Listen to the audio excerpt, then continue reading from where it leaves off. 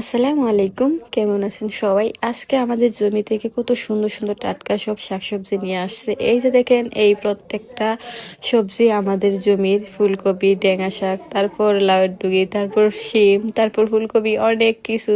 প্রত্যেক বছরই আমাদের জমিতে অনেক রকমের শাকসবজি চাষ করা হয়। আর আব্বু বাজার থেকে খুব সুন্দর একটা মিষ্টি কুমড়া নিয়ে আসছে।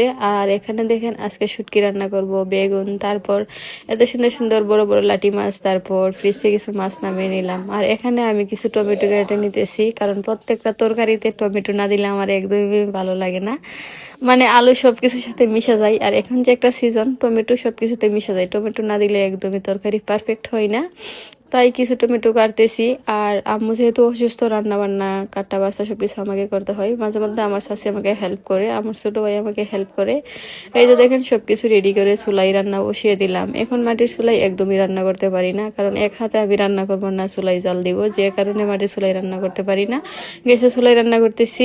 যাই হোক, আমার ভাই আমাকে কিছুটা হেল্প করতেছে। এই যে দেখেন, এখন আমি শুটকির তরকারি বসিয়ে দিলাম। আর এখানে আমি মাছ ভেজে, তারপর এই যে দেখেন আমার শুটকির তরকারি হয়ে গেছে। আর এখানে লাটি মাছগুলা ভর্তা বানাবো। এই যে দেখেন, ফুলকপি ভেজে নিচ্ছি, তারপর ফুলকপি দিয়ে মাছ দিয়ে একটা তরকারি রান্না করছি। আর এই মাছের ভর্তাটা খুবই ফেভারিট আমাদের সবার। এখানে আমি কিছু এই সব তরকারি বা সব ইফতার আমি নিজে বানাইছি, একা এক হাতে সামলিয়ে।